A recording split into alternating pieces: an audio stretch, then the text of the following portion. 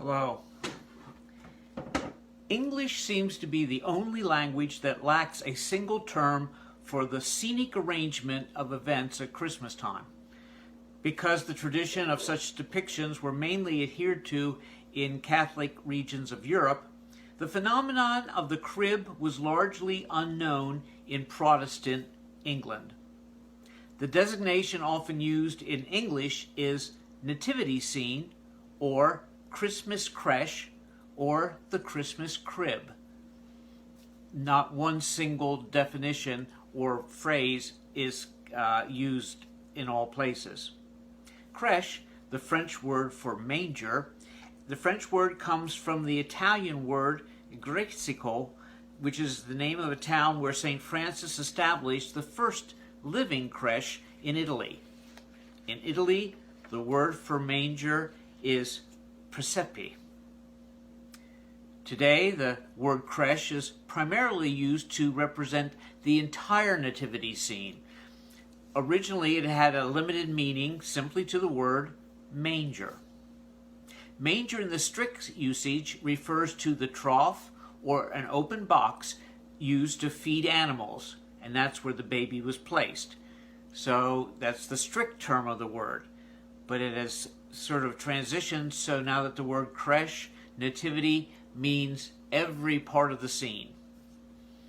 Both the words creche and manger entered English from the French, but not entirely French. The present form of the French word for manger, madurer, derives from the Latin verb meaning to chew. So, cows go up to their manger to chew the food that's placed there. So those words have come down to play in unique ways when we refer to the crib or the creche. The word creche springs from a Germanic origin, certain words having to do with agriculture. They came from Germanic tribes who had conquered the Roman territory, including French. Now, creche is such a word, and we would think more of the Germanic background if it would begin with a K rather than a C, but it begins with a C, and it's creche. In the German-speaking regions, the word crypt or crib is commonly used. It literally meant the manger where Jesus was laid. Later, the term referred to the entire Christmas scene: mangers, the manger, angels, camels, sheep, shepherds, Mary and Joseph. All of those come into play later on simply with the word crypt. Today, nativity scenes or creches begin to appear during Advent, or in our homes whenever we start decorating and get the Christmas stuff out. Advent is considered to be the beginning of the Christian church year. First Sunday of Advent is the first Sunday of the Christian church year. Originally, Advent was based its structure on Lent. So originally it was 40 days, not including Sundays. Later on, Advent got reduced to 6 weeks, and then ultimately it is what it is now, 4 weeks. There's no written history of why and how those things change, but Advent is 4 weeks. The depiction of the birth of Christ begins, they find them on catacombs beginning in the 3rd century. It was during this time that the veneration of the pilgrims of the birthplace of a cave in Bethlehem began. The first representation of crib or cave was produced in the 7th century Rome.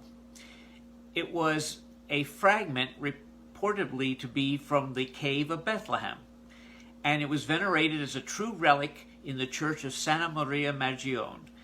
Later, a wooden manger was set up in the same location. St. Francis of Assisi is attributed to being the creator of the creches, but that's not entirely true. Prior to him, the faithful would often sit out mangers in front of their local church, but often they were made of gold and had ornate ornaments attached to them, jewels, if you will. St. Francis felt the people were forgetting the humble birth that Jesus had. So in 1223, he created the first living creche in a small cave in Italy. He asked a farmer to bring an ox and a donkey and a manger, meaning trough, and some straw to the cave. By candlelight on Christmas Eve, St. Francis celebrated Christmas Eve Mass. And there are many claims of miraculous healings following this depiction of the birth of Jesus. And so the reenactment of the story of what St. Francis did was repeated, and that's how it spread. From this point forward, the creche was designed in a more realistic way, often depicting a stable scene. The creche usually has, three animals.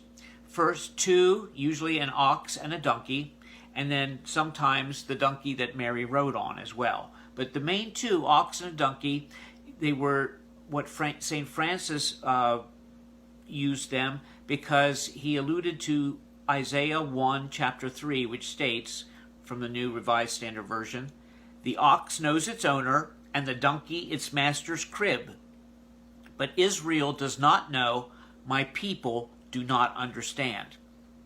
And it's from there we get many times the depiction, even if it's just the Mary, Joseph, and the baby, sometimes they'll have two animals, the ox and the donkey. And that's where it comes from Isaiah. By the 15th century, fixed reconstructions of the events of Christmas Eve, often with life-size figures, were set up in devotional rooms in people's homes, especially those who were well-to-do. They would have mansions, and they would decorate rooms depicting the scenes of the birth of Jesus. By the 18th century in Naples, the setting became very elaborate, and dramatic scenes full of minor characters that really didn't have anything to do with the biblical story, but they were placed there. So you might have somebody who was a baker, and you might have somebody who was a sewer, and they would all be depicted in scenes connected to, quote-unquote, the Nativity or the birth of Jesus, even though there's no reality to them. In order to make the texts of the Gospels more accessible to the people, there were visuals as well as religious plays. The medieval dramas would often reenact scenes, and this is how the people got their understanding of what was going on in the Gospels. Why? Because they didn't read, and the Gospels were always written in Latin. So how would they get their stories? Oftentimes by depiction of people playing the different parts. One particular play, called Kinderwagen, meaning the rocking of the infant, was performed to help the people focus on the infant Jesus, who was going to be the Savior of the world. In the course of time, this play made its way into private homes, where small figures of Jesus in the cradle were depicted, and the figures were rocked and sung to sleep. Many cultures like this helped the people develop a more intimate relationship with the divine child. They could connect easier to the story. The first mention of a private nativity scene is to be found in an inventory drawn up in the year 1567 in the castle in Silano. It was the Piccolini, don't quote me on the pronunciation. According to the inventory, the Duchess of that household in Silano had two chests containing 116 crib figures, and she would arrange the birth of the infant Jesus, the adoration of the three wise men, and other scenes that weren't described in detail, but all total, she had 116 figures that she would make these scenes in her castle, and that was noted that for the first time in terms of a private nativity. Until the late 18th century, not only monasteries but also royal courts invested much energy and money into the creation of nativity scenes, and they promoted it more as an art form, and they encouraged artists to produce top quality figures and accessories to tell the story. And again, that was where they put the money, and some of them were very, very ornate. In Italy, the style and materials used in creating the manger was characterized by geographical origin and historical periods. The Sicilian featured materials such as coral, ivy, bone, mother of pearl, alabaster, and other sea materials. While in the Roman area, it produced typical landscape from Roman countries, meaning both the pine trees and the olive trees, and stone representing or coming from the ancient aqueducts. From publication of Wheeling, West Virginia Civic Garden Center, there are herbs of the manger. Legend has it that rosemary, thyme, pennyroyal, Our Lady's bedstraw, and lavender, all perennials, were used to freshen the manger where the baby Jesus lay. We know that perennials are those plants that you plant once and they come back every year, not unlike a resurrection kind of concept. Rosemary has a soft pine-like smell and a clean aroma. It's native to warm Mediterranean countries, and it's considered by many to be the Christmas herb, rosemary. Legend states that the Virgin Mary, on her flight to Egypt, draped her blue cloak over a white blooming rosemary bush, and the delicate flowers have been blue ever since. Thyme is used to represent bravery. It grows abundantly in the Mediterranean area. It has a spicy, sweet aroma. It mats together as it grows, and it would make a nice cushion for the baby Jesus. Pennyroyal is a member of the mint family.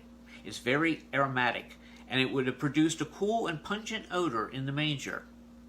Our Lady's bedstraw, a close relative to the sweet woodruff, was used in biblical times to stuff mattresses. Lavender is gray-green, and it's treasured for its fragrant leaves and flowers. It symbolizes purity and virtue. According to Bertha Rupert's book, Herbs with Confidence, there is a recipe for what is called holy hay. It's believed to have been used during biblical days to stuff mattresses and to repel fleas and other insects. Perhaps it was the bedding used to line the manger or the crib in Bethlehem. You gather dry, equal quantities of thyme, bedstraw, and pennyroyal, and you would stuff your mattress, and that is simply called the holy hay. Those three things: thyme, bedstraw, and pennyroyal. Traditionally, the main focus of Christmas decorations in Italy is the nativity scene. Every church has a scene, and they can be found in squares, shops, and other public areas, as well as in the homes as well. Displays often go on beyond the manger scene and may include a representation of an entire village. They're usually set up December 8th, the feast day of the Immaculate Conception, through January 6th, which of course is Epiphany. But some are unveiled simply on Christmas Eve itself. When these scenes are depicted, there is still a tradition which many of us break in our homes, but sometimes the churches as well. The shepherds and the wise men shouldn't be in the creche together. In America, we put them out for the whole season. However, in many countries and churches, they add and remove characters based upon the day. So, for example, the manger would be empty until Christmas Day. The next day, the shepherds would show. And not until early January 6th, Epiphany, do the wise men appear, by which time the shepherds would have returned to their duties. So we have our nativities that have all of the figures all at once, rather than following a progression of time. The creche should stay up until February 2nd, which is the feast day of the presentation of the Lord at the temple. And my sense of humor gets the best of me here. And I said, for Americans, that's too close to the Super Bowl, and the creches would clash with our team's color. And that may be the case. But can you imagine leaving our creche up until February 2nd? Following the true ideas and days of the church year, that would be appropriate when Jesus was presented at the temple. On Sunday, the 17th, my talk will be on several of the creches or nativity scenes that I own. And they're made of a variety of materials, and we'll be looking at them on Sunday. Thank you so much.